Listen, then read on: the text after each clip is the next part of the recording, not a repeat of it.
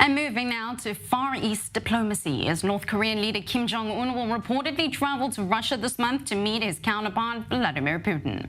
According to the US reports, the two will discuss the possibility of Pyongyang supplying weapons to the Kremlin for its war in Ukraine. The exact location of the planned meeting is not clear, but American officials speculate that it will likely take place in the Russian port city of Vladivostok, given its proximity to North Korea. They added that Kim would also most likely travel there by armored train. The possible meeting comes after the White House said it had new information that arms negotiations between the two countries were actively advancing.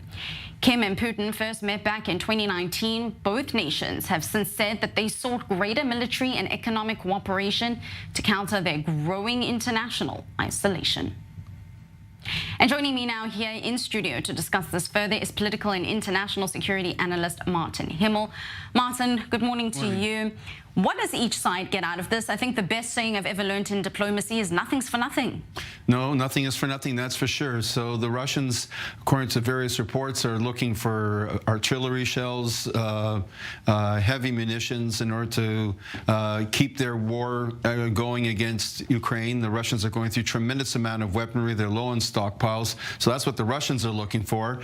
And according to various reports, the North Koreans are looking for advanced satellite technology from the Russians and nuclear sub-technology.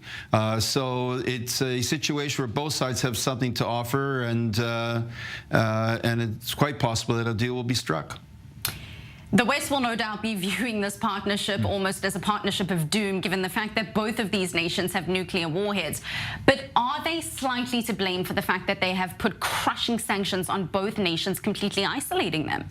I guess it depends on what side you're on. If you're on the Western side, they believe that the crushing sanctions will hopefully shorten this war. If you're on the side of Russia or North Korea, then it's a Western imperialist coalition that's out to suffocate these independent countries and their sovereignty. And so it's basically on which side of the coin you're on this case. Absolutely. And what's interesting is that, at least in the last couple of months, it's been heavily reported that North Korea has been suffering major food shortages as a result of these crushing sanctions.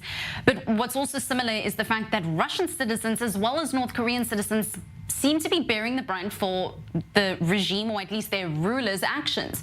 Why is the West not taking or undertaking the point of trying to rectify this to the point that citizens are not being shunned based on their leadership's accountability? Why is this being seen that way? Does the West simply preach standards that it claims to uphold, or will it actually try to fix this?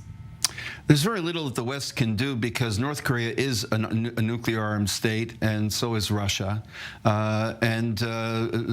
Russia's fundamentally ostracized from the West right now. So Western influence is at a real minimum when it comes to Russia. As for North Korea has been basically a feudal state, if you want to call it that, for all of its existence. It's an absolute ruler.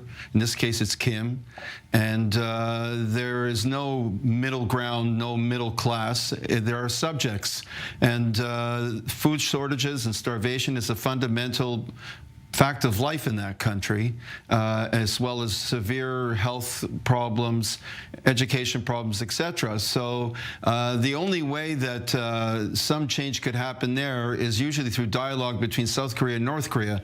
But right now, Kim is bent on accelerating and advancing his nuclear weaponry, and in that case, dialogue with the West and improvement is really minimal.